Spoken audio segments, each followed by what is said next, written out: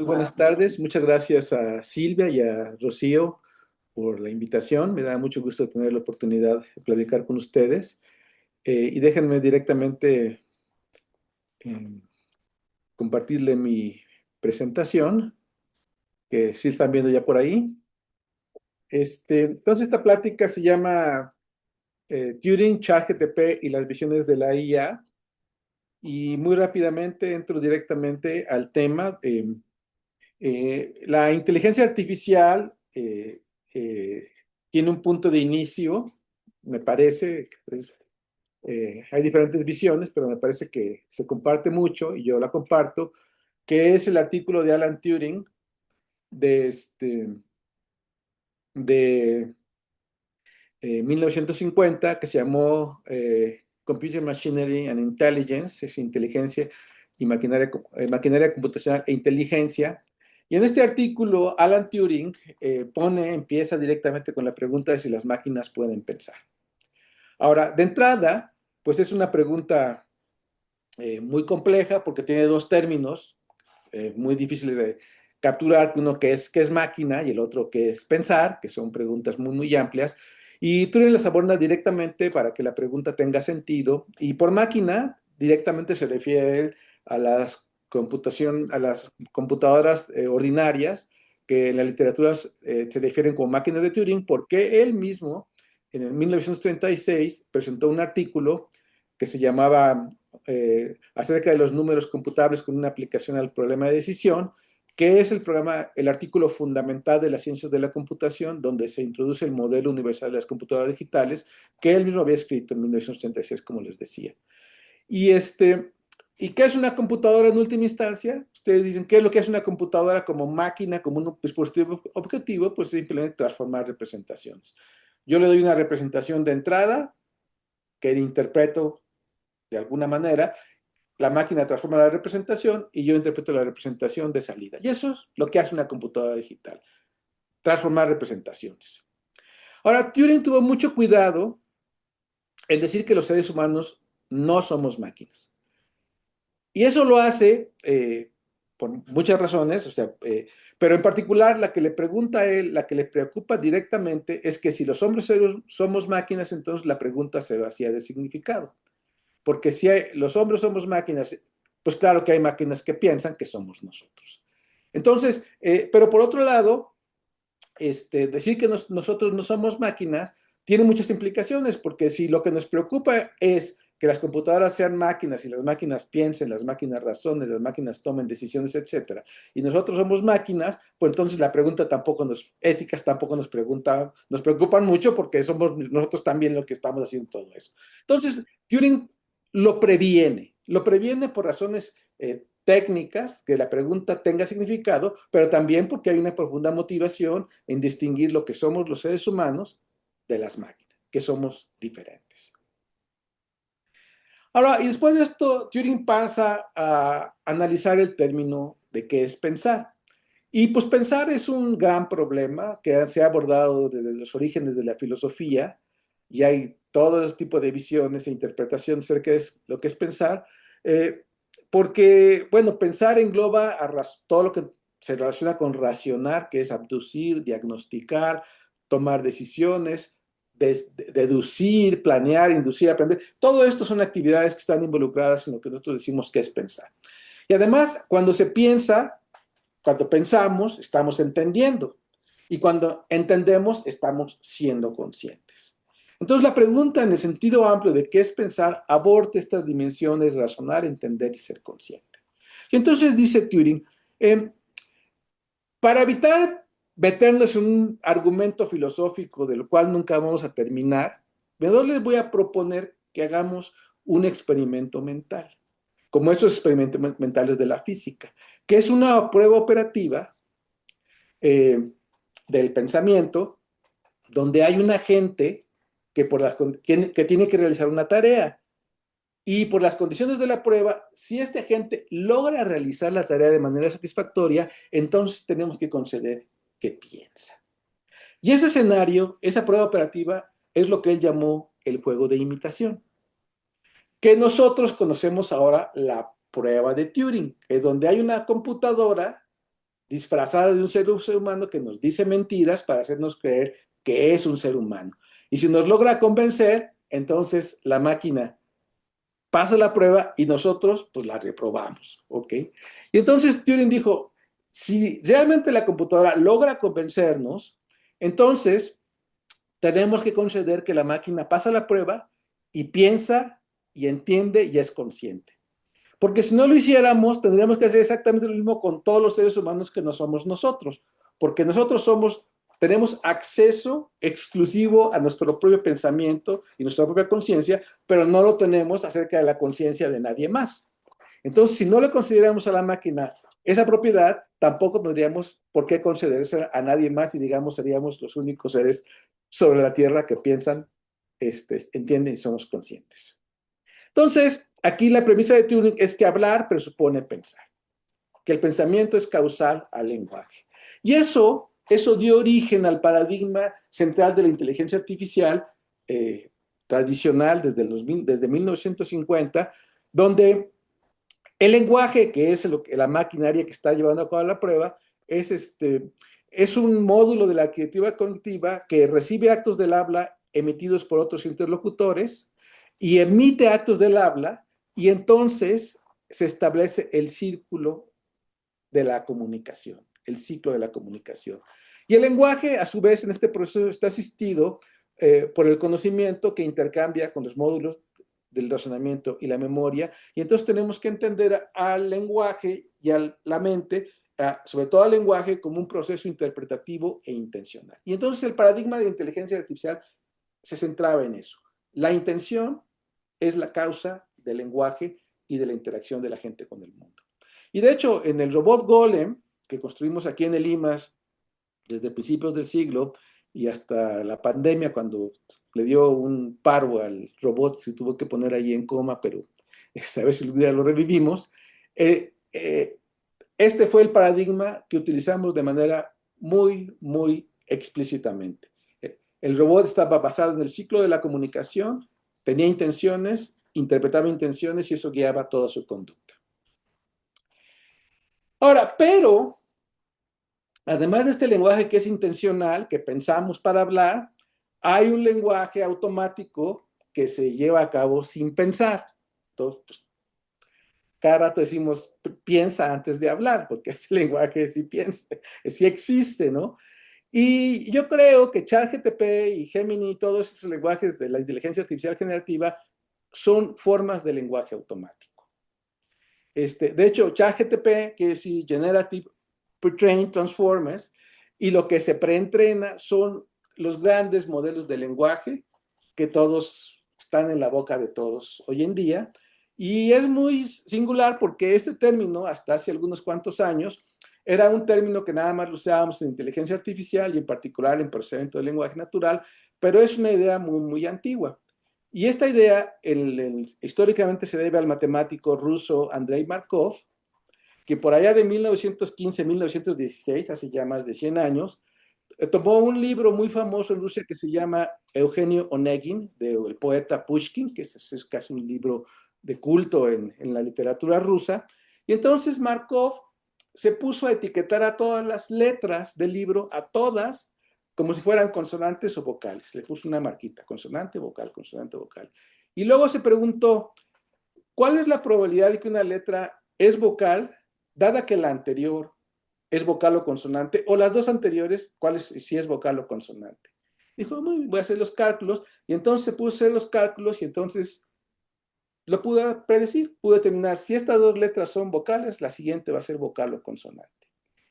Y ese es el origen de los modelos del lenguaje. Y ustedes pueden decir, bueno, ¿y qué? ¿Qué tiene que ver? Bueno, pues lo que mostró por primera vez en la historia es que es posible predecir el lenguaje que será emitido a partir del lenguaje que se ha observado. Y esa es la idea fundamental de los modelos del lenguaje.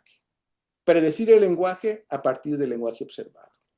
Y el siguiente capítulo viene, pasó varios años después, a mediados, en 1948, cuando otro gran científico del siglo XX, se llamaba Claude Shannon, publicó un artículo que se llama La teoría matemática de la información, en la que él introdujo, bueno, si vamos a modelar la información de manera matemática, que es la base de los sistemas de comunicación, hay dos objetos que hay que modelar. Uno es la fuente de información, o sea, cuál es el objeto que está emitiendo el lenguaje, y el otro es la entropía. Y la entropía de la comunicación es simplemente la medida en qué tan impredecible es el lenguaje que se emite por la fuente. Y entonces Shannon en este artículo dijo, vamos a hacer una fuente de información y vamos a pensar en el modelo más sencillito que podemos tener de una fuente de información. Y lo que dijo, piensen ustedes en una urna, y en esta urna vamos a poner una bolita y cada bolita está etiquetada por una palabra del lenguaje, del diccionario. ¿Ok? Entonces, en la bolita, en la urna, tengo todas las palabras del diccionario y esta orden le llamó de orden cero y la manera de producir lenguaje es simplemente meto la mano, tomo una bolita, saco la mano, leo, canto lo que dice la bolita y emito una palabra. Y luego regreso la bolita a la urna y hago lo mismo. Saco la siguiente bolita, leo la palabra y así emito el lenguaje. Es una fuente de información. Y ustedes dirían, pero esta fuente de información va a ser muy aleatoria porque pues, no se va a entender nada. Y dijo Shannon, sí, esa es la fuente de orden cero y de máxima entropía porque no se puede predecir para nada lo que se va a decir. Pero dijo, pero vamos a hacerle un poquito mejor el experimento, vamos a mejorar la fuente de información. Entonces dijo, vamos ahora a que en la urna siguen estando todas las palabras del diccionario, pero ahora las vamos a representar por su frecuencia de ocurrencia. Palabras que ocurren muy frecuentemente en el lenguaje tienen muchas bolitas, proporcionalmente a cómo ocurren. Igual para las palabras que tienen poquito frecuencia. Y hacemos lo mismo. Entonces sacamos una bolita, decimos la palabra, la metemos, volvemos a hacer el proceso y después a salir un lenguaje. ¿Y qué pasa con este lenguaje de esta fuente? Dicen, pues todavía es muy impredecible, la entropía baja un poquito, pero pues ya tiene un poquito más estructura porque las palabras se dicen de acuerdo a su frecuencia. Esta es la fuente de orden 1 y Shannon dice, pero podemos hacer algo mejor. Vamos a hacer ahora una fuente de orden 2. Y en esta fuente de orden 2 ya no vamos a tener una sola urna, sino vamos a tener una urna por cada palabra del lenguaje. Y en esa urna vamos a poner bolitas de las palabras que le pueden seguir a la palabra de la urna. Y voy a hacer el mismo experimento. Entonces, de mi fuente, mi urna original, saco una palabra. La canto, regreso la bolita, pero ahora me voy a la urna de esa palabra. Y entonces meto la mano, saco la bolita y digo la siguiente palabra y voy a la urna de la siguiente palabra y empieza a salir un lenguaje mucho más regulado. ¿Y qué pasa? Bueno, la entropía baja, es mucho más predecible y las frases como que empiezan a tener sentido. Y luego dice, pero puedo hacerlo todavía mejor. Vamos ahora a hacer urnas por cada par de palabras. Entonces tengo una urna por el par ama a y otra urna por la casa, etcétera, etcétera. Y ahora hago lo mismo, saco la primera bolita, la llevo, pero ahora necesito dos bolitas, acordarme dos bolitas para seleccionar la urna correspondiente. Entonces voy guardando las últimas dos bolitas y voy a la urna y saco la siguiente palabra y se corre. Entonces empieza a salir un lenguaje más estructurado con una entropía más baja y Shannon dice, bueno, y podemos hacer para fuentes de cualquier orden, simplemente acordándonos de cuántas palabras llevamos y resulta que si tenemos órdenes de orden 4, empieza a salir lenguaje que no podemos distinguir del lenguaje gramatical. Es español o inglés o el lenguaje de la urna. Qué fabuloso, ¿no? Y de hecho, para hacer estas fuentes estas fuentes de información de orden n, lo único que tenemos que hacer es tener pues, las estadísticas del lenguaje. Y con eso podemos emitir palabras y lenguaje estructurado. Y esto lo hizo Shannon en el 48 y desde el principio de los 50 se empezaron a utilizar porque dense cuenta que estos modelos de lenguaje pues permiten predecir el lenguaje que va a ocurrir en base al lenguaje que se ha emitido. Y eso es muy útil en muchas cosas. En primer lugar, por ejemplo, para los sistemas de reconocimiento de voz en la IBM desde los principios de los 50, los sistemas tomaban una información acústica de la señal de voz, sacaban una hipótesis de lo que la gente decía y lo ponderaban con lo que se esperaba de acuerdo con la fuente, y esa era la hipótesis de reconocimiento. Y eso sigue siendo mucho, más o menos como se siguen trabajando los sistemas de reconocimiento de voz. Ahora, después, con el tiempo, cuando empezó a ver el Internet y las estadísticas, empezaron a hacer estadísticas muy grandes del lenguaje y entonces las fuentes de información empezaron a hacer muchos muy buenos de cómo se podía predecir el lenguaje para diferentes funciones.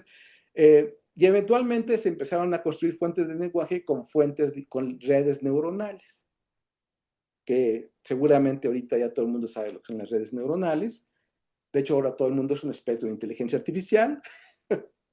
Este, y por ahí del 2017, este, apareció un término transformers que lo que hacen básicamente son mecanismos que ayudan a resolver el problema de la ambigüedad en el lenguaje natural. Las palabras en el lenguaje natural son muy ambiguas y entonces en la fuente de información, dependiendo de la interpretación que se le da de una palabra, pues puede surgir una secuencia o puede surgir otra y era muy importante poder resolver la ambigüedad. Y de hecho, en el lenguaje natural, en el procedimiento del lenguaje natural, la ambigüedad siempre ha sido un problema muy grande desde el principio. Entonces, estos transformadores lograron en buena medida resolver este problema de la ambigüedad y entonces se produjeron las redes, las fuentes de información con grandes modelos de lenguaje usando redes neuronales.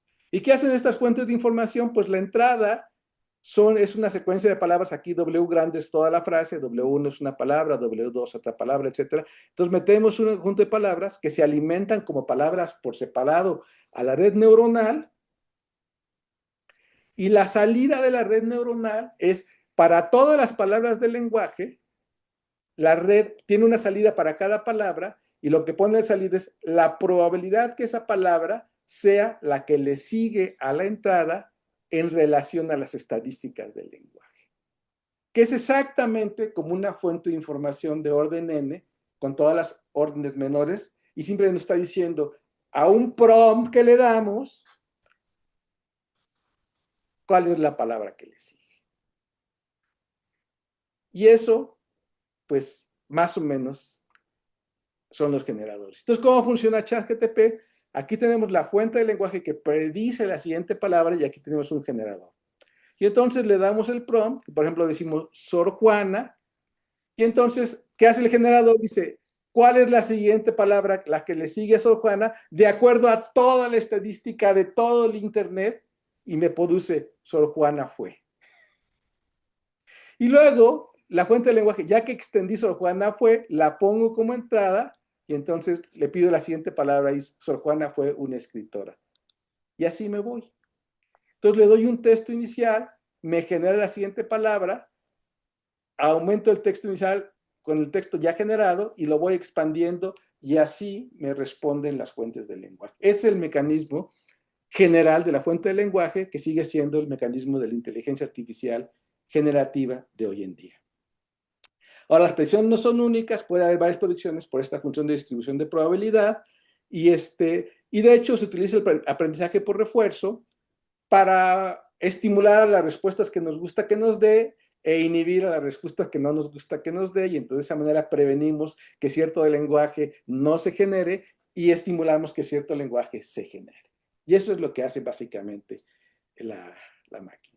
Entonces, ChatGPT es esta fuente de información que es como esta habilidad flotante. Es un lenguaje que está en la nube, yo le doy un texto y me empieza a generar. Pero, volviendo a Turing, en el artículo de 1950, en una de las objeciones que él mismo plantea a su propia posición, dice, pero alguien podría objetar que la máquina, la computadora, o sea, este ente pasa la prueba, pero sin entender, sin lenguaje intencional, sino hablando como perico. Y Turing dijo, no, no, no, es que no se trata de eso, no se trata de que nos ganen hablando como perico, como un merolico, sino se trata de que realmente la máquina entienda. Y entonces en el artículo de 1950, Turing propuso un segundo juego que le llamó el juego de la viva voce. Y este juego de la viva voce consiste en interrogar a la máquina, como interrogamos a un niño cuando sabe las cosas de memoria, o a un estudiante de la preparatoria cuando sabemos si se aprendió la selección de memoria o realmente la entendió, y fácilmente después de interrogarlo, pues sabemos muy bien si se la sabe o no se la sabe, ¿no?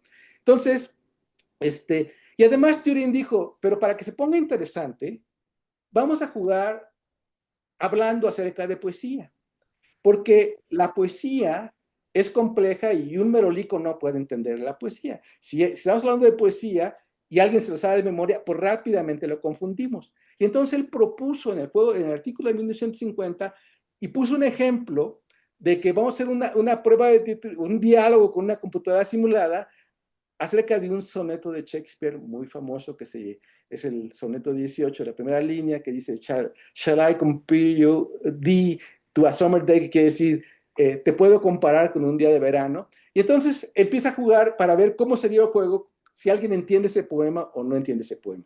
Y por supuesto aquí en México, pues ni nos hace gracia, ni le entendemos, porque es otro ambiente y otro clima. Y entonces dije, vamos a hacer, ¿qué les parece si mejor vamos a hacer el juego con un poema que sí entendemos? Y entonces dije, vamos a hablar de un teorema de Sor Juana que sea muy famoso, que todos los conozcamos. Y entonces dije, bueno, vamos a hacer este juego de la viva voce que propone Turing, pero vamos a hablar de este verso muy famoso de Sor Juana: si al imán de tus gracias atractivo sirve mi pecho de obediente acero. Muchos de ustedes seguramente conocen ese poema, que es un poema muy bonito. Y nada, voy a escoger lo que está subrayado, o sea, todo lo demás lo dejo sin subrayar, porque todo el juego lo vamos a hacer con este poema. Y lo mismo,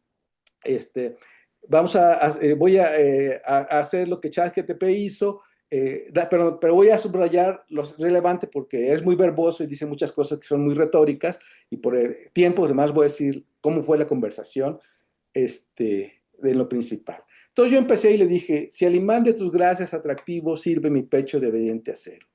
Y me dice ChatGPT, esta es una frase en español de un poema o canción. Puede ser una declaración de amor o una comparación del amor que siente el hablante con la atracción de un imán hacia el acero. Dije, ay, está interesante la respuesta, ¿no?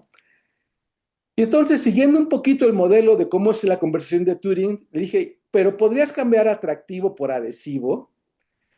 Y yo en mi mente dije, o sea, la metáfora es que son los amantes en el poema original están como en un campo magnético, como sostenidos por las fuerzas de la gravitación, por las fuerzas magnéticas, pero ¿qué tal? ¿Se podrían los amantes estrechar en un abrazo físico mundano? Entonces dije, vamos a ver si podemos hacer una traducción que vaya en esa dirección. Y por eso le dije también, podrías cambiar atractivo por adhesivo para que la adhesividad del abrazo esté presente. Y me responde, sí, eh, pero ¿qué quiere decir? Y entonces me dijo aquí, al cambiar atractivo por adhesivo, la frase se vuelve una comparación más literal de una sustancia pegajosa que une dos cosas. En ambos casos, la frase es una expresión de amor o unidad fuerte. Y yo le digo, pero el acero no se atrae por el pegamento. Y entonces me contestó, tiene razón, el acero no se atrae por un adhesivo. Y le dije yo, ¿y qué harías para hacer coherente el cambio con esta idea que les digo? Y me dice, ¿se podría cambiar también el acero a algún material que se adhiera fácilmente a un adhesivo, como por ejemplo el papel o tela? Y yo todavía, molón, pero si la tela y el papel pueden ser obedientes. Y me dice, tienes razón, la frase resultaría incongruente y poco coherente, ya que la tela o el papel no pueden ser obedientes. En este caso, la mejor opción sería dejar la frase original. Pero yo con mi idea original de que se dieran el abrazo, le dije, pero en el verso el sujeto y el objeto son estáticos y las fuerzas producen atracción, pero podrías ponerlos en movimiento. Y dice ChatGPT, sí, aquí hay una posible versión. Mi pecho, obediente, como atraído, avanza hacia el imán de tus gracias. Y yo le insisto, me refiero a si pones a los agentes en movimiento, podrían ponerse en contacto físico y la metáfora del sujeto se adhiera, de que el sujeto se adhiera al objeto podría ser coherente. Y me dice, sí, por ejemplo, mi pecho de acero avanza hacia ti, atraído por el imán de tus gracias y se adhiere a tu lado. ¡Wow! Entonces dije, esto es bonito, esto realmente no lo habíamos visto, está jugando al juego de la viva voce y aparentemente está entendiendo y lo hace con ingenio y con gracia. Y entonces me di cuenta que era una tecnología que realmente no se ha visto que era importante. Pero, pero, en la ciencia tenemos que hacer los experimentos nuevamente para verificar qué es lo que está pasando. Y entonces un mes después hice el mismo experimento. Y entonces empecé igual. Si al imán de tus gracias atractivo sirve mi pecho de obediente acero. Y me dice ahora, así, este verso es parte de una estrofa del poema A una rosa de Francisco de Quevedo. Y yo dije, ¿qué?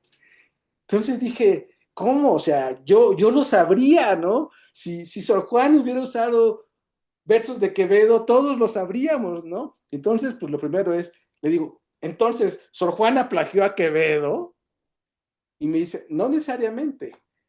La expresión es una metáfora que se puede utilizar en diferentes contextos literarios y poéticos. Si bien este verso es parte de un poema de Francisco de Quevedo, no significa necesariamente que Sor Juana lo haya plagiado si lo utilizó en su obra. Y yo, ¿qué? Vamos por partes, ¿no? Porque primero, ¿es esto cierto? Y entonces voy a internet y entonces tecleo ahí y busco el poema A una rosa de Francisco de Quevedo y ya, me aparecen varias ligas. Del poema de Francisco de Quevedo, así A una rosa de Quevedo, y luego alguien ahí declamándolo vehementemente, con la atribución explícita a Quevedo, y este es el poema que declara, ¿no? El poema que se atribuye en internet a Quevedo y Francisco de Quevedo, A una rosa, ayer naciste y morirás mañana, para tan breve ser, quien te dé la vida, etcétera, etcétera. Y la frase de Sor Juana, pues no aparecen para ahí, para nada, ¿no? Entonces le digo, vuelvo a ChatGPT y le digo, pero el verso en cuestión no aparece en una rosa, a una rosa. Y me dice muy politemente, tiene usted razón, me disculpo por mi error. En cualquier caso, mi respuesta anterior sobre la posibilidad de de que Sor Juana haya utilizado esta expresión sin intención de plagiar a Quevedo sigue siendo válida, aunque no hay evidencia de que Quevedo sea el autor del verso en cuestión. Y digo, ¿qué? O sea, que lo usó, pero no es plagio y aparte ya se contradijo porque ya me había dicho que sí era, ¿no? Entonces, pues continúo y dije, bueno, pues ahí se quedó, ¿no? Se contradice y me da un juicio de que usar un poema no es plagio, independientemente de las circunstancias, ¿no? Eso es una cosa muy discutida, sobre todo con la poesía barroca y la poesía, si se puede utilizar un verso o no, pero también las circunstancias de si se utiliza, se acredita, si hay un propósito, pues hacen que, o sea, hay una interpretación y no sea plagio, pero también si se utiliza sin decir nada, sin citar y nada más para darse el crédito, pues claro que es plagio, ¿no? Y eso, pues es un juicio que es muy cuestionable, cuando menos yo creo que es muy falso, pero en fin. Pero ahí siguió y más de un año después estaba yo trabajando aquí con mis notas y todo y de pronto me entero, veo un anuncio y veo que el poema A una rosa, ese soneto, no es de Francisco de Quevedo, es de Luis de Góngora y Argote. A pesar de que en Internet está ampliamente distribuido a Quevedo. Y ahí tenemos otro problema, porque ¿quién cura la Internet? Pues nadie, ¿no? Entonces, lo que se dice ahí, lo tomamos por cierto, y dije, ¿cómo es posible? Y entonces regreso otra vez a este, al, a ChatGPT y continúo la conversación, que por tanto todavía estaba por ahí, y entonces, pues yo no le había preguntado a ChatGPT el poema, se lo había preguntado a internet, y entonces para estar seguros, le digo, ¿me podrías decir el texto completo del poema A una rosa de Francisco de Quevedo? Y aquí me dice, claro que sí, aquí tienes el poema completo, A una rosa de Francisco de Quevedo, y aparece, A una rosa, rosa divina que en gentil cultura eres con tu fragante sutileza, etcétera, etcétera. Y aquí no aparecen los versos, pero, pero, este soneto es de Sor Juana, no es de Quevedo, es el A una rosa de Sor Juana. Entonces le digo, pero este poema, ahí está, es el poema, ahí aparece completo, es un poema muy bonito y famoso de Sor Juana, y le digo, pero este soneto es de Sor Juana. Y entonces me contesta, mil disculpas por mi confusión anterior, otra vez, o sea, siempre es muy disculposo, ¿no? Tienes toda la razón. El soneto que compartí es de Sor Juana Inés de la Cruz, no de Francisco de Quevedo. Aquí está el verdadero poema a una rosa de Francisco de Quevedo. ¿Y qué creen? Me da el de Góngora y Argote, los dos primeros cuartetos. Y le digo, pero este soneto es de Góngora. Y otra vez, Mil disculpas por los errores anteriores. Aquí tienes el poema correcto de Francisco Quevedo titulado A un arroz. Y me da este poema. Y dice, está sospechoso, pero adivina flor que en ti encierras, etcétera, etcétera. Y aparte todavía al final me dice, me reitera, este es el soneto correcto de Francisco de Quevedo. Nuevamente lamento mi confusión anterior. Y está más difícil. Entonces me pongo a investigar y no aparece en ningún lado. Busco este poema y no aparece en internet, pregunto, etcétera, hasta que eventualmente eh, eh, le pregunto a una antigua alumna que tiene eh, una background muy fuerte en poesía y todo, y me dice, pues no lo encuentro, pero mira, seguro no es de Quevedo, porque aquí está, en cuyo ser unió naturaleza, la cuna alegre y triste sepultura, y esos dos versos están en el poema de Una rosa de Sor Juana. Entonces, es una transliteración del poema de Sor Juana, pero atribuido a Quevedo. Entonces, empezó diciendo que Sor Juana se fusiló, se plagió a Quevedo, y entonces terminó plagiando a Sor Juana, pero atribuyéndole el plagio a Quevedo. ¿Sí? Entonces, cuidado, cuidado, ¿no? Y una pregunta, pero entonces, ChatGPT pasa la prueba de Turing, y y pues yo creo que no, porque está terco, ¿no? O sea, nunca se retractó, ¿no? O sea, siempre se mantuvo en que hacer ese juicio era válido, y ser obcecado y contradictorio es signo de no estar pensando. Entonces dicen, bueno, ¿cómo proceder? Y entonces aquí volvemos a Turing, al artículo de 1950, donde Turing plantea cómo elaborar el programa de la inteligencia artificial, y se dice, se puede sostener que lo mejor es darle a la máquina los mejores órganos sensoriales que el dinero pueda comprar para enseñarle a entender y hablar inglés. O sea, él propone la tarea de que los lenguajes aprendan, las máquinas aprendan el lenguaje. Pero antes en el artículo, Turing es muy explícito en que si vamos a tener máquinas realmente inteligentes, esas máquinas tienen que tener mucho conocimiento. Y ese conocimiento va a ser más de que les podamos dar. Aunque le demos muchísimo conocimiento, las máquinas, para realmente poder tener el conocimiento que tenemos los humanos, van a tener que aprender. O sea, no es darles, sino es que ellas aprendan. ¿Y cuál es el vehículo fundamental de aprendizaje de los seres humanos?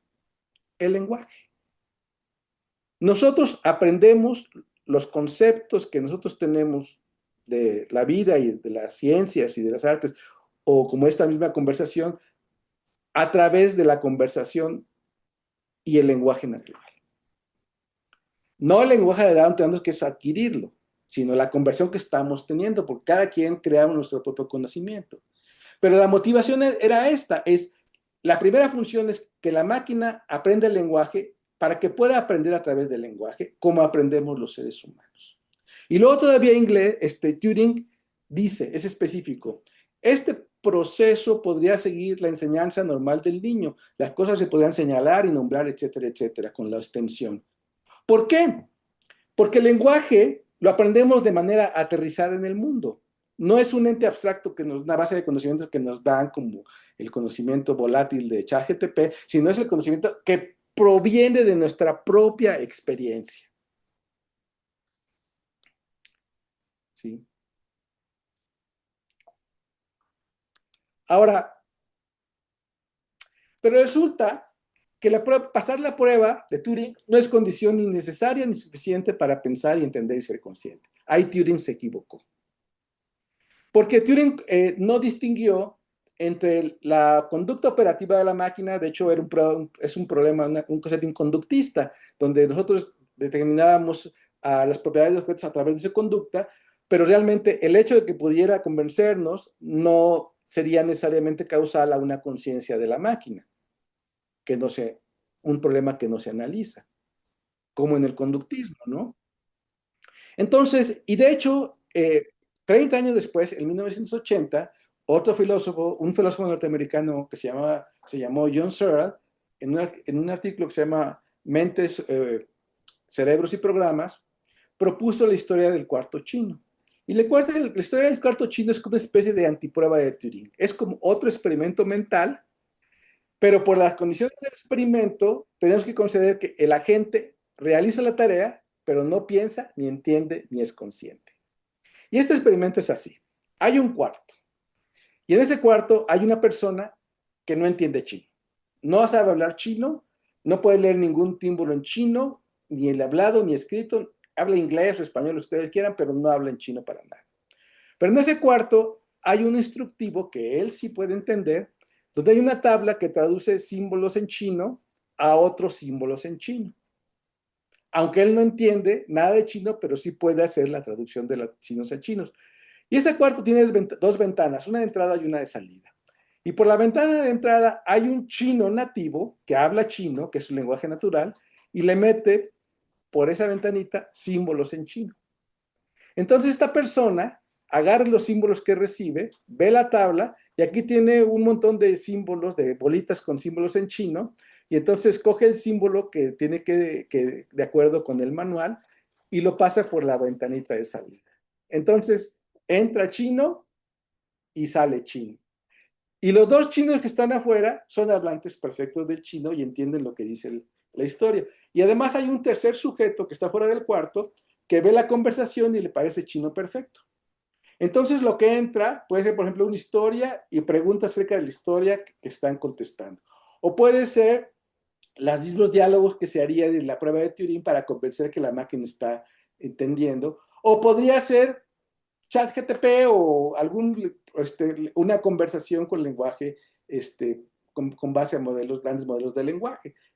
Entonces uno diría, pasa la prueba, pero aquí sabemos que quien hizo la manipulación no sabe chino, absolutamente. Entonces, quien hace la manipulación no entiende, ni piensa, ni es consciente, nada más maquinalmente basa los símbolos de un lado para otro. Y eso es lo que hacen las computadoras, manipulan representaciones. La representación de entrada la convierte en la representación de salida por medio de un proceso completamente mecánico, sin pensar, sin entender y sin ser consciente. Y aquí, pues, la reflexión que hace Searle y que podemos compartir es que los seres vivos con un sistema nervioso suficientemente desarrollado gozamos de agentividad, somos agentes, afectividad, intencionalidad y conciencia y tenemos mente. Y las máquinas computacionales no tienen nada de esto. Ahora, lo chistoso es que al final el artículo, Searle se pregunta si las máquinas pueden pensar y dice, claro que sí, los seres humanos somos máquinas y pensamos. Y uno dice, ¿cómo? Si estás criticando el artículo de Turing, que no te diste cuenta de lo que Turing dijo, y pues ahí para mucha gente queda abierto si los seres humanos somos máquinas o no, pero entonces, si somos otras máquinas, pues la pregunta se vacía de contenido. Ni siquiera tenemos que molestarnos en preguntar, porque pues nosotros y las máquinas somos lo mismo, para lo cual alguna gente estaría muy contentos. Bueno, esto lo pueden ver en un artículo que se llama The Model Computing, donde yo escribí toda esta historia. Y yo creo, por supuesto, que los seres humanos no somos máquinas. O sea, estoy trabajando en un nuevo libro en lo que lo hago mucho más explícito. Las máquinas no pueden ser conscientes, se requiere un sistema nervioso suficientemente desarrollado. Ahora, ¿es posible entender el paradigma de Turing? Yo creo que sí, pero esto es una cosa muy complicada desde el punto de vista técnico y teórico, pero lo que es muy importante es que para nosotros realmente extenderlo a máquinas que pudieran ser conscientes, tendríamos nosotros mismos que resolver el problema fuerte de la conciencia. Y el problema fuerte de la conciencia es por qué existen los contenidos mentales. ¿Por qué del mundo material lo podemos interpretar en la mente? Y ese es un gran misterio. ¿Cómo surgió? ¿Por qué surgieron los contenidos? ¿Y qué son? No sabemos. Lo único que sabemos es que tenemos contenidos porque nosotros estamos en un mundo material y a través de la interpretación creamos contenidos en nuestra mente y los contenidos son causales en las conductas intencionales que nosotros realizamos. Pero no sabemos qué son los contenidos. Entonces, para hacer máquinas que tuvieran mente, tendríamos que resolver ese problema. Y yo creo, para mí en lo particular, el problema de por qué hay contenidos mentales o por qué hay mente, para mí es el problema científico más interesante y más misterioso de toda la naturaleza. No creo que haya uno más interesante y al mismo tiempo más elusivo porque realmente no tenemos ninguna respuesta al respecto. Y de hecho, si descubriéramos el problema de la conciencia y de la experiencia y construyéramos máquinas que fueran conscientes, pues ya no serían máquinas, ya serían como nosotros, porque justamente eso es en buena medida lo que nos diferencia de las máquinas. Ahora, ¿qué hay de todo esto con respecto a la inteligencia artificial de hoy en día? Bueno, hay muchas visiones de la inteligencia artificial, cada quien tiene la suya propia. Yo trabajo en inteligencia artificial desde 1986. Mi primer artículo de inteligencia artificial lo publiqué en 1988 y he vivido toda mi vida con esto. Y pues yo tenía una visión desde el punto de vista de la ciencia, pero ahora, con todo el ruido que hay, pues me he preguntado a mí mismo, bueno, ¿qué puede ser la inteligencia artificial? ¿Qué es para otras personas? Le he preguntado a mucha gente lo que piensa que es la inteligencia artificial y tengo esta pequeña lista de 7 cosas que son la inteligencia artificial, dependiendo de dónde viene. El primero es por supuesto, el programa científico y tecnológico. Y este programa lo enunció Turing en el artículo de 1950 claramente. Es simular a la mente con máquinas computacionales, como un objetivo de investigación científica. Y de hecho, en este objetivo, además del ajedrez, del lenguaje, la otra tarea que propuso Turing como prueba de la inteligencia es jugar ajedrez. Y de hecho, Turing mismo construyó el primer programa de juego de ajedrez, y el ajedrez, por mucho tiempo, hacer programas que jugaran ajedrez fue el modelo paradigmático de hacer investigación de inteligencia artificial, porque cuando jugamos ajedrez, estamos pensando. Entonces, jugar ajedrez simula a la mente. Turing, desde el 41, empezó a hablar de este programa. Él escribió un programa de ajedrez en papel, el algoritmo, pero no había computadoras suficientemente poderosas para programar. Él lo trató de programar en la primera computadora comercial que hubo, que se llamó la Manchester Mark I, en la ciudad de Manchester, de la compañía Ferranti. Él en ese mismo programa trató de programarlo, pero no era suficiente general, y lo que hacía es que él hacía las veces de la máquina. Entonces se ponía a jugar ajedrez, y entonces seguía el algoritmo, y por medio minuto, 30 minutos calculaba, y luego a lo que los 30 minutos calculaba, esa pieza movía, y se conservan juegos todavía jugados así por Alan Turing, fingiendo ser la máquina. Shannon, nuestro otro personaje de la historia, hizo un autómata que jugaba ajedrez con relevadores eléctricos en 1949. Y ¿cómo ando de tiempo, perdón? Ok. Tenemos 10 minutos, doctor. Ok, y esto llegó, por supuesto, esta investigación llevó a la máquina de Deep Blue en 1997 que venció a Kasparov con con una noticia muy famosa porque las máquinas le ganaban a los seres humanos en esta tarea. Y después, en 1915 y luego en el 17, Demis Hassabis, el fundador de DeepMind, con David Silver, cambiaron el paradigma de cómo se hacían las máquinas de jugar ajedrez con las nuevas redes neuronales profundas y el reforzamiento, el aprendizaje por refuerzo, e hicieron el programa AlphaZero, que le gana a todas las máquinas. Y esto fue una empresa completamente de investigación pura. Entonces, la inteligencia artificial es la investigación en modelar los estados, los procesos de la mente.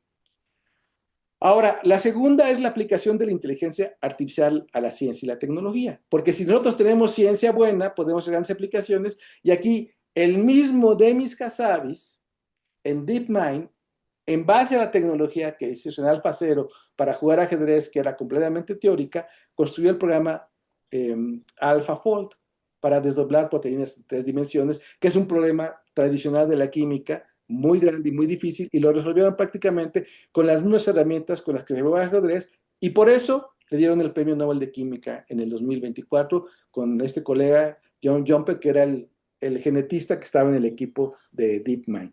Entonces, la ciencia se aplica a resolver problemas científicos y tecnológicos. Y hoy en día, si ustedes van a la revista Nature Science, que son las revistas más importantes de ciencia que se publican cada semana, en cada número van a encontrar un número de aplicaciones de la inteligencia artificial a todos los problemas de la ciencia, astronomía, materiales, clima, salud, etcétera, etcétera, etcétera. Entonces, es una herramienta aplicada. La tercera es que es la epistemología de nuestros tiempos. La epistemología es el estudio del conocimiento, que era conocimiento de los humanos, con la inteligencia artificial es conocimiento en lo maquinal. Y esto tiene muchas preguntas muy importantes, porque desde el principio de la inteligencia artificial, y por lo que él se ha platicado, pues la inteligencia artificial se trata de representar el conocimiento en máquinas y hacer inferencia maquinal. Pero también, aquí vienen las preguntas, las máquinas pueden ser intencionales, pueden ser agentivas, pueden tomar decisiones, pueden tener conciencia y experimentar el mundo. Ya les dije que no, mucha gente cree que sí, pero es que no conoce la tecnología, y esa hipótesis de que tú puedes tomar decisiones en base al comportamiento de la máquina, sin conocer sus relaciones causales, te lleva al mismo error por el cual Turing pensó que la máquina podía ser consciente por el cómo se comportaba externamente. No es suficiente ver cómo funciona la computadora y cómo se interactúa con los seres humanos para poder determinar las cualidades de la máquina computacional. Es necesario conocer a la tecnología. Entonces, todas estas preguntas están dentro de la ética y de la cognición y, por supuesto, impactan en la ética, porque ¿qué es la ética si no es la valoración de la acción intencional? Es el valor que yo concedo a las acciones que yo realizo y en particular a las que realizo como producto de mis decisiones. Esto es muy importante. Ahora, la cuarta es que es un imaginario conectivo mundial. Es una imagen que tenemos que colectivamente, y aquí les voy a decir con un ejemplo que para mí fue muy importante en la creación de este imaginario, fue la película 2001, Odisea en el espacio, Stanley Kubrick, en 1968, que nos dio o sea, que era una película de ciencia ficción y hay muchos temas, pero ahí se nos presenta las computadoras y se nos presenta la inteligencia artificial de manera amplia a todo el mundo y muy bonita con sus problemas fundamentales. Ahí se presenta directamente la prueba de Turing, porque a un astronauta lo entrevistan desde la Tierra para pensarle si la computadora piensa, siente y es consciente, y él dice que sí. ¿Ok? Entonces, es una imagen del futuro, es una visión que tenemos, y también es lo que muchos visionarios dicen que va a llevar a la singularidad, donde las computadoras van a ser más inteligentes que nosotros y va a haber superinteligencia artificial, etc. Patrañas, no es cierto. O sea, porque tienen que saber cómo es la tecnología, cuáles son sus posibilidades y cuáles son sus limitaciones. Y luego viene la quinta, que son las inteligencias artificiales. Ya no se habla de la inteligencia artificial, sino se llaman de las inteligencias artificiales. Y estos son programas de cómputo particulares que pueden aumentar nuestras potencialidades. Y muchos de ellos, los que están ahorita proliferando, son asistentes de redacción y de diseño. O de enciclopédicos, como hacen con las consultas que preguntamos, que es como preguntarle una enciclopedia dinámica vigente. ¿Ok? Y sí son prótesis mentales que nos empoderan, y claro que son herramientas muy positivas, como lo estuve comentando al principio, y por supuesto, los ponen sobre la mesa, que es necesario pensar de la forma de instruir y evaluar en los diversos sistemas educativos, pero estas preguntas ya estaban presentes desde antes, desde principios del siglo era necesario repensar la forma de instruir y de evaluar gracias a la tecnología. La inteligencia artificial lo hace mucho más apremiante, pero yo creo que todos los educadores sabemos que esto son preguntas que ya teníamos sobre la mesa desde hace tiempo. Reorientación de los mercados laborales, pues claro que sí, todo aquello que se puede automatizar se va a automatizar, pero también todo lo que se puede hacer automatizar, pues lo puede hacer la máquina, y lo vamos a hacer en medida que seamos máquinas. Entonces, lo que nos queda es la parte que nos hace ser humanos. Que hay problemas, fraude, plagio, manipulación, etcétera, ya los veníamos teniendo. Pero los delincuentes siempre han utilizado la tecnología más avanzada de la época para delinquir. Entonces eso era natural, pero también son las mismas herramientas que tenemos para tener una mejor policía informática. Y esto va a ser un juego de todo el tiempo. Gente quiere aprovecharse, la sociedad que se quiere defender. Es una cuestión que vamos a seguir con la misma tecnología, pero claro que hay que hacerlo de manera enfocada. Pero en última instancia, el problema es tan grande, o sea, la curación que yo hice del texto de Sor Juana es porque a mí me interesaba Sor Juana y me gusta la poesía. Y yo no iba a admitir que me dieran mentiras o me dieran interpretaciones. ¿ok? Y lo que pasa ahora con la inteligencia artificial es que como la información no está curada, el curador tiene que ser quien la usa. Son los que tenemos que develar las mentiras, los que tenemos que encontrar las contradicciones, los que tenemos que encontrar las incoherencias, los que tenemos que valorar a los juicios que nos esté presentando, somos nosotros. Ya no hay un intermediario, ya no hay un editor profesional que cure el libro. Y el punto es que para curar la información, cada uno de nosotros necesitamos una sociedad mucho más educada y mucho más crítica. Entonces el problema es educar a la sociedad. Y ese es un problema muy grande porque la sociedad no educada no va a curar a lo que se le va a presentar. Y el problema es que tenemos una sociedad muy grande que no está educada, principalmente porque nuestro sistema, aquí en México, nuestro sistema educativo está secuestrado por la política desde hace decenas de años, si no es desde siempre. La siguiente es una marca comercial. Las grandes corporaciones internacionales comercializan a las inteligencias artificiales, son productos comerciales. Y la marca AIA, la marca inteligencia artificial, aprovecha el imaginario colectivo mundial. ¿Y qué más quiere alguien para vender que ya hay un imaginario que esté en la mente del cliente? Pues se aprovechan. Pero no hay que perder de vista que nos están vendiendo. Nosotros somos el cliente, nosotros estamos comprando. Ya hay que actuar en consecuencia. Y aquí es donde viene la parte muy importante de la ética y la inteligencia artificial, porque claro que es muy importante que se regule y se haga uso ético de los productos que se comercializan, que son en particular esos programas específicos que llamamos las inteligencias artificiales. Y finalmente termino porque la IA es una metáfora de nuestros tiempos y de hecho, más que nuestros tiempos, la IA se insertó en una tradición mística y literaria milenaria. Y Turing lo hizo así porque cuando Turing presentó el juego de imitación, la prueba de Turing, como lo hizo, tiene dos elementos de la prueba que se trazan muy antiguo. Uno es crear un ente a nuestra imagen y semejanza. Y dos, que ese ente de pronto adquiere conciencia. Y esa es la historia del Génesis, de Adán y Eva. Dios los crió a imagen de semejanza, pero mordieron la manzana, salieron del paraíso, adquirieron conciencia. Es la historia del Prometeo, que da el fuego a los hombres, es la historia del Golem. La historia de Frankenstein es esa. O sea, el doctor Frankenstein, crea uno a su imagen de semejanza y entonces la criatura, toma vida y se quiere hacer de su conciencia para ser humano y eso es lo que origina toda la tragedia. ¿Sí? Pinocho, lo mismo. ¿Por qué decía Pinocho mentiras? Pues porque lo quería que lo consideraran ser humano. ¿Y por qué quería que lo consideraran ser humano? Pues para que lo pudieran amar y él pudiera amar también. Ahora, los replicantes en Blade Runner, que ya son indistinguibles de los seres humanos, se rebelan porque saben que tienen fecha de caducidad, no solamente son esclavos, sino saben cuál es la fecha que van a morir, pues se rebelan. Y entonces la prueba de Turing se vuelve indispensable para detectarlos y desconectarlos porque son rebeldes. Y los escenarios distópicos, la Skynet, que es el Internet y la inteligencia artificial que ya domina todo, ¿sí? Que todo está automatizado, y entonces los seres humanos son están refugiados en las cuevas, luchando contra el Internet porque ellos quieren salvar a lo que es humano. ¿Sí? Y en última instancia, lo que está a juego en esta historia es el conflicto que hay entre lo humano y lo maquinal que siempre nos ha tenido en una tensión. Y esta tensión yo la veo más que nada, o sea, donde se ilustra de una de las maneras más bonitas, es en la historia del Golem.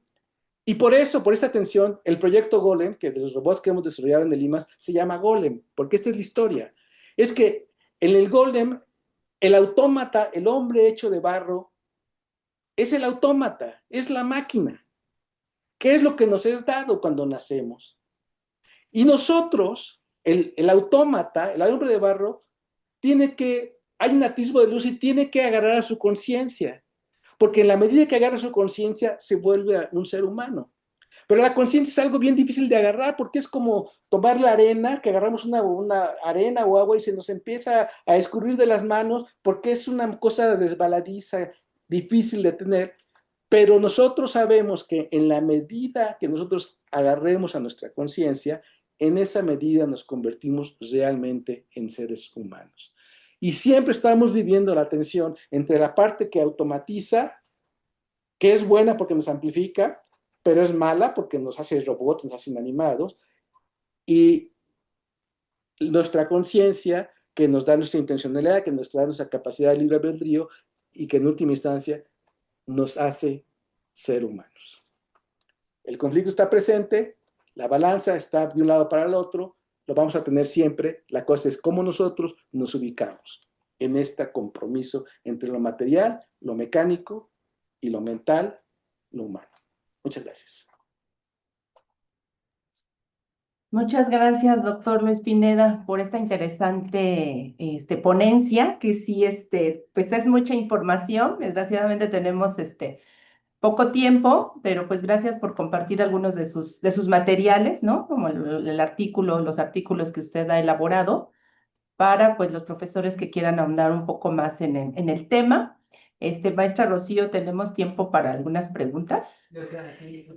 Sí, podemos abrir un par de minutos el micrófono por si alguien quiere plantear una pregunta. Yo me estoy apuntando, si me dan chance, pues Sí, tengo claro que sí. tengo un dilema que quisiera aprovechar la coyuntura para plantearle al doctor Luis. A propósito de que, pues bueno, en este desarrollo de la o las inteligencias artificiales se ha especulado sobre la posibilidad de que en algún momento surja una inteligencia artificial consciente, lo que si entiendo bien, le llaman la inteligencia artificial general. ¿Usted qué opina al respecto, doctor? Bueno, que ya nos ha dejado ver un poco a propósito de su conferencia, su postura, pero aterrizarlo un poco y bueno, estoy leyendo justamente en este momento el libro del Golem de Gustav Meyrink, que supongo que usted hace referencia a ese libro, ¿verdad? Bueno, en ese libro es, yo creo, posiblemente donde se nos presenta de la manera más bonita la metáfora del golem, porque es el libro donde Gustav Meyrink hace la analogía del golem como el títere y la conciencia como la manivela, y cómo el golem quiere hacerse de esa manivela. Y luego también es muy bonito ese libro, porque el golem nunca aparece, o sea, siempre se está escondiendo. O sea, los queremos cazar y cuando ya creemos que vamos a llegar, de pronto se desaparece. Y entonces hay todos esos escenarios en los cuales nunca lo podemos alcanzar, que es como a tratar de alcanzar a nuestra conciencia que siempre nos escurre.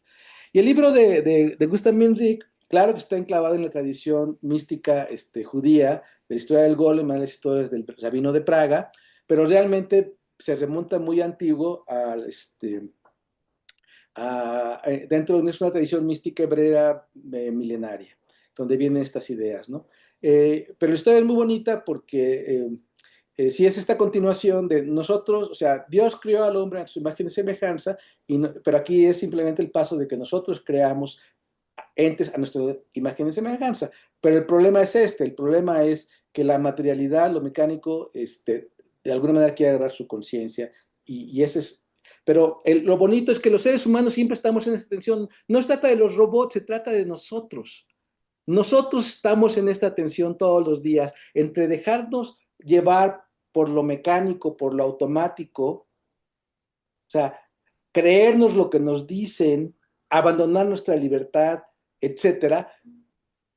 Y por otro lado, ser realmente nosotros los dueños de nosotros mismos y de esa manera realmente ser humanos. Y ese es el punto, y es la materialización en el Gustav Meyrink, que es un libro muy, muy bonito, muy difícil de leer, pero en el fondo, y aparte se ha trazado en toda la tradición.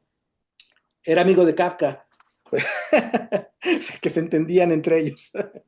Y la otra pregunta, pues lo que ya dije, yo creo que no, esa es una fantasía mucho animada porque es un producto comercial y ¿quiénes lo están vendiendo? Pues las propias grandes corporaciones que hacen las inteligencias artificiales, por un lado, y por otro lado, aquellos, los futurólogos que son los que nos vienen en el futuro y venden de eso. Ellos viven de vendernos ideas y las hacen bien, y hay gente que tiene muy buen lenguaje y le creen mucho. Pero realmente la inteligencia artificial es una herramienta y las herramientas nos amplifican en muchas dimensiones. Para eso las inventamos. Entonces, el avión pues ya superó a los hombres a las distancias que vamos a poder atravesar de manera, si lo hacemos sin esas ayudas. Pero nada más hace eso, nos lleva.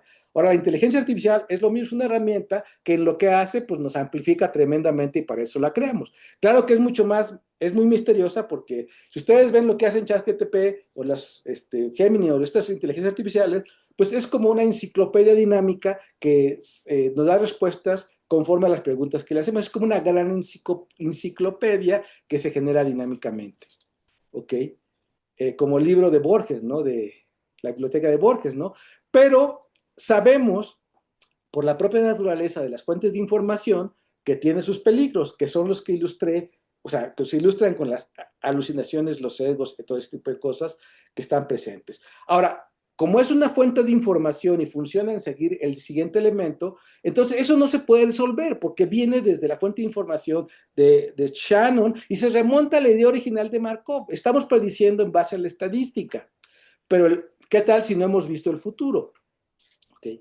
Entonces, por ese lado, no va a ser. Pero hay unas razones más profundas, porque puedo hablar mucho de este rato, si quieren le corto ya, pero les voy a decir nada más dos de ellas. Una es que la inteligencia artificial, estas maquinarias, tienen como entrada en general, tanto las máquinas de juegos como AlphaZero, como las fuentes de lenguaje, los grandes modelos de lenguaje, la entrada son lo que llamamos configuraciones, como tableros de ajedrez o textos, en el caso de las fuentes de información, y la salida son las movidas posibles. ¿Sí? En el caso de ajedrez, la acción, la movida que hay que hacer ante un tablero de entrada, en el caso de las fuentes de información, la palabra que sigue al texto de entrada. ¿Ok? Entonces, estas máquinas establecen un mapeo directo entre el mundo que es lo observado y la acción que realiza la gente. Y los seres vivos, y en particular los seres humanos, no es así. Porque la observación, que es la entrada, la interpretamos. Y la interpretación es la entrada, digamos, al módulo del pensamiento, donde nosotros seleccionamos nuestras intenciones. Y las intenciones son a su vez la entrada a un módulo que es el que genera las acciones que se realizan para que nuestras intenciones se materialicen en el mundo. Tenemos estos tres, o sea, no es un mapeo de observación sino acción, sino está la mediación de la interpretación y la intención, que estas máquinas ni siquiera tienen una representación explícita. Y la segunda parte que me parece que es también muy, muy importante, y es que no hay un acto de la inteligencia que no vaya aunado a una conducta motora y a un acto afectivo. Y esto lo tomo muy literalmente de Piaget en su desarrollo mental, que es un módulo de mi curso de inteligencia artificial, desarrollo mental. Y esto es muy importante porque la afectividad, o sea, la afectividad, no la piensen como las emociones o no la piensen como los sentimientos, sino piénsenla como la piensa Piaget, que es el módulo que administra la energía psicológica.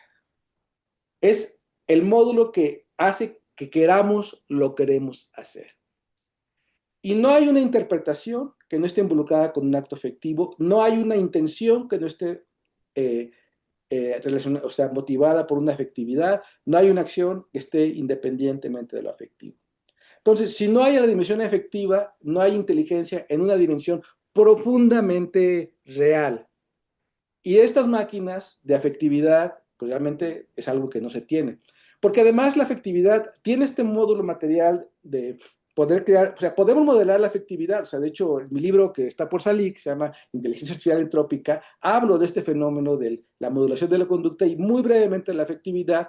O sea, y sí habría manera de modelarlo, aunque de manera, o sea, no tan fácilmente, es muy complicado, pero hay una dimensión de la afectividad que es parte de la actividad que no podemos modelar, que se trata de que es un contenido mental, o sea, cuando tenemos lo que sentimos, el valor que nosotros damos a nuestras intenciones, viene con nuestras intenciones, y nuestras intenciones son contenido mental, que es aquello que la máquina no puede tener. Las máquinas no tienen contenidos mentales, los seres humanos sí. Entonces, es como verlo o sea, pensar que vamos a tener una superinteligencia es un aspecto particular de la inteligencia, lo que se va a modelar, pero no es la inteligencia en un sentido amplio como la que tenemos los seres humanos. Muchas gracias, doctor, por esta interesante charla, de verdad muy, muy, muy interesante, muy profunda. Muchas gracias. Adelante, maestra Silvia. Sí, pues nada más agradecerle nuevamente al doctor Luis Pineda por esta interesante ponencia y bueno, a mí en particular me gustó mucho el ejemplo, ¿no? Del soneto o el poema de Sor Juana, ¿no? Y cómo está ese juicio de plagio y cómo usted fue interactuando, digamos, con esta inteligencia artificial y pues que demuestra que pues tiene información contradictoria, ¿no? Que es una inteligencia artificial que no piensa, ¿no? Y que eso nos queda muy claro. Pues agradecerle, doctor. Mira, el ejercicio lo inicié muy poquito después de salió ChatGPT, con ChatGPT 3. Y las inteligencias artificiales, o sea, ahora han desarrollado mucho porque los modelos son muy grandes y tal vez los diálogos son diferentes, nada más que lo que yo quise ilustrar con esto es que las cuestiones que pasan de fondo van a seguir ahí, aunque tal vez sean más difíciles de exponer, pero la necesidad de curar es absolutamente necesaria. Sí, muchas gracias, doctor. Bueno, pues muchísimas gracias por la invitación. Disfruto mucho siempre estar platicando con ustedes acerca de estas cosas que son temas fascinantes. Claro que sí. Muchas gracias.